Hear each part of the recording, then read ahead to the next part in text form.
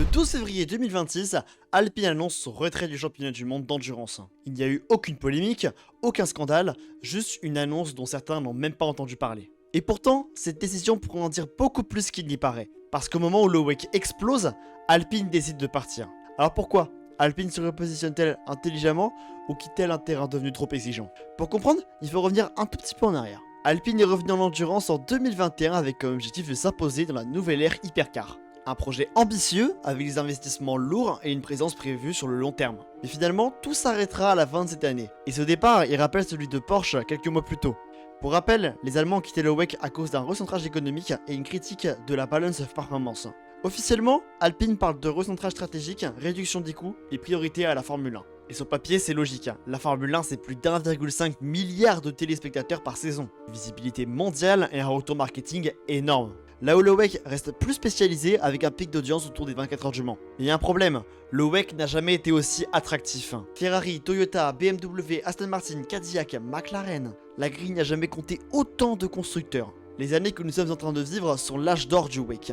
Et c'est précisément à ce moment-là que Alpine décide de partir. En soi, le projet Alpine, c'est pas un échec, mais c'est pas non plus une réussite. Face à Toyota ou Ferrari, Alpine reste clairement outsider. Ils ont réussi à parfois être compétitifs, mais jamais dominants. En réalité, la réponse elle est ailleurs. Elle est beaucoup plus simple qu'elle en a l'air. Elle est économique. Aujourd'hui, Alpine doit gérer l'hypercar, la Formule 1 et le développement de nouveaux modèles électriques. 3 projets et 3 investissements massifs. Une saison en Formule 1, c'est 150 millions d'euros. En hypercar, c'est 30 millions d'euros. Alors à un moment, il faut choisir. Et c'est là que la décision devient intéressante. Parce qu'elle révèle une réalité. C'est qu'Alpine n'est pas encore une marque totalement indépendante. Malgré son repositionnement, elle reste dépendante des décisions du groupe Renault.